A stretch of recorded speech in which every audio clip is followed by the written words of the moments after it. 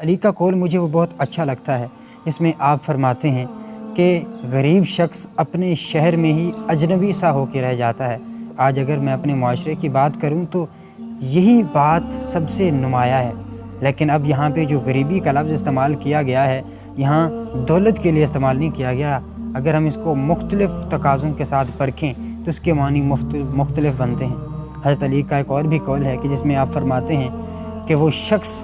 سب سے زیادہ غریب ہے جس کا دوست کوئی نہیں ہے، اور سب سے بڑا غریب وہ شخص ہے جس کی کوئی فکر نہیں ہوتی، جس کو کوئی خواب نہیں ہوتا، جس کی کوئی منزل نہیں ہوتی۔ یاد رکھیں دنیا میں مختلف لوگ آتے ہیں اور پھر چلے جاتے ہیں، لیکن ان سب میں جو منفرد مقام رکھتے ہیں وہ لوگ رکھتے ہیں جن کی انفرادی سوچ بڑی کشش کی حامل ہوتی ہے۔ تو سوچ کسی بھی انسان کے لیے بہتری کا عامل ثابت ہو سکتی ہے، اور اگر آپ کے اندر سوچ پازیٹیو ہے تو یقیناً بات ہے کہ آپ اپنی زندگی میں، آپ اپنی فیلڈ میں کامیاب ہو جائیں گے۔